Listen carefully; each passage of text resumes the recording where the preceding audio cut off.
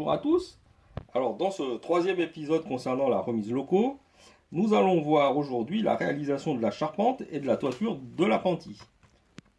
Voilà. Alors comme pour la toiture du poste d'aiguillage, on souhaite que ce dernier soit amovible, mais il doit pouvoir rester en place lorsque le réseau est rangé en position verticale. Et donc dans ce cas-là, voilà, ça sera comme ça. Et donc là on voit que on peut retourner, le secouer dans tous les sens. Le toit il tient bien. Alors pour réaliser ceci, nous avons utilisé différents aimants comme nous allons le montrer. Alors rappelons que la réalisation de l'appentis est une construction intégrale qui ne fait pas partie du kit original. Alors si on détache, voilà, donc on voit que le toit vient se mettre en position et on sent ici, hop, il est attiré tout seul par les aimants. Donc les aimants, on va en trouver 4. Donc on va trouver 2 aimants ici de chaque côté, qui sont des aimants, ceux-là sont les aimants, voilà, de 3 fois 1 mm. Donc qui ont, voilà, on les voit ici.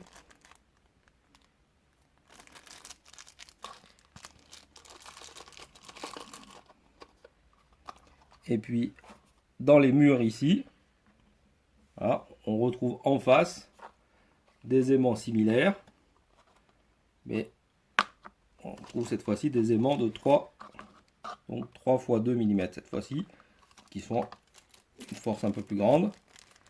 Donc voilà ces aimants.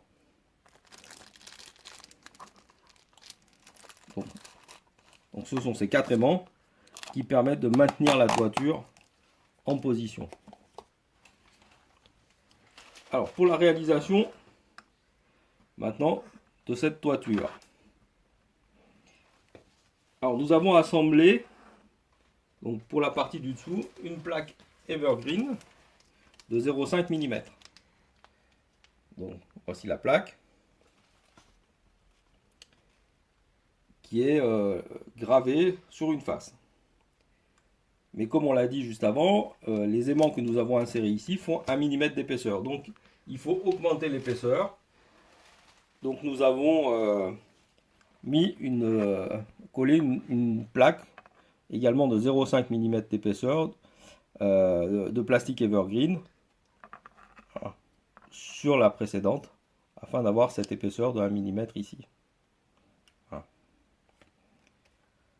Et puis on a réalisé les 4 trous pour insérer les 4 aimants. Et on a ensuite ajouté sur cette partie de plastique Evergreen ici la toiture en tuile losange décapode. Voilà.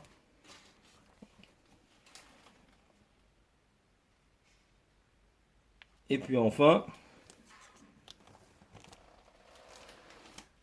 donc on a ajouté ici les 2 poutres qui sont ici, qui sont des poutres en bois de tilleul de 2 x 2 mm de section. Alors pour la mise en peinture, parce que c'est quelque chose qu'on va retrouver en fait aussi sur la grande toiture de la remise.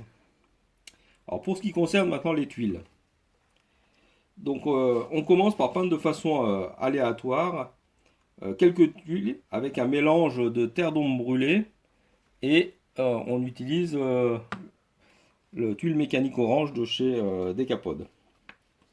Donc ce qui va commencer à donner quelques ombrages sur certaines tuiles.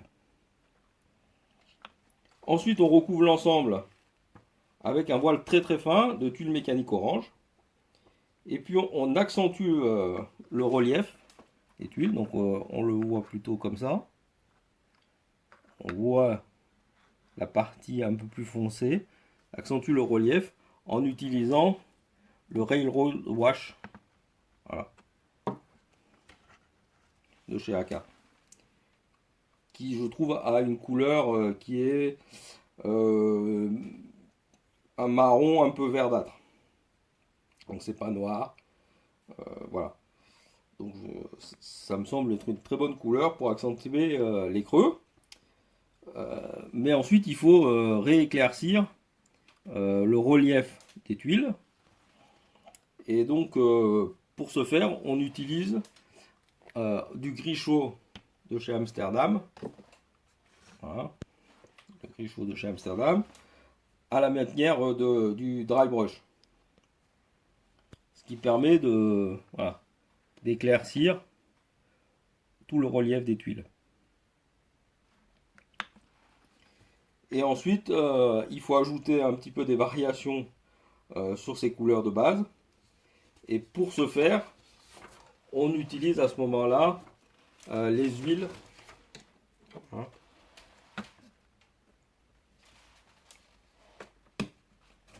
les huiles de chez MIG. Donc là, on a pas mal de couleurs différentes, un peu couleur terre, on va dire.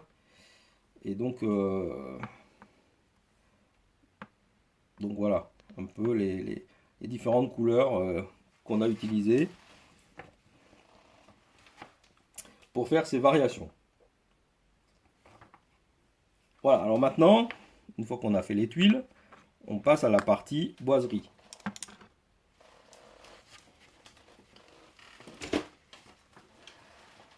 Alors pour la partie boiserie, on les a toutes peintes pour commencer à l'aide du bain de traverse de chez Decapod. Donc ça, c'est la couche de base réalisée pour toutes les boiseries. Ensuite, il faut éclaircir ce brin de traverse. Alors on l'éclaircit, on a utilisé voilà, les trois couleurs suivantes de chez AK. Voilà. Donc on mélange et on réalise avec ces trois couleurs un éclaircissement.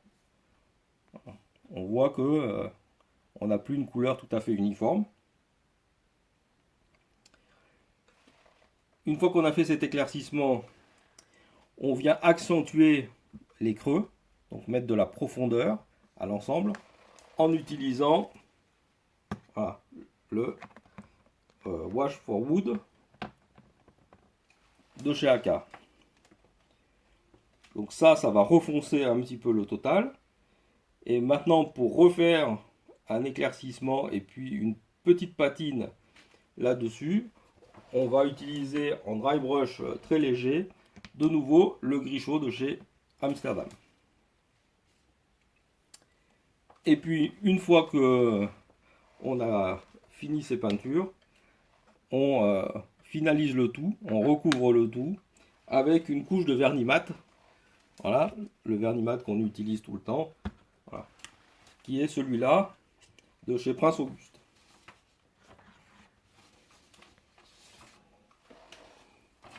Et enfin, on est venu ajouter ici pour finir le raccord avec de la toiture avec le mur, une petite bande provenant d'un rouleau aluminium collant sur une face et qui est très très fin et qu'on est venu plier pour faire ce raccord. Et on l'a peint avec on a légèrement modifié la couleur en utilisant le duraluminium de chez Vallejo.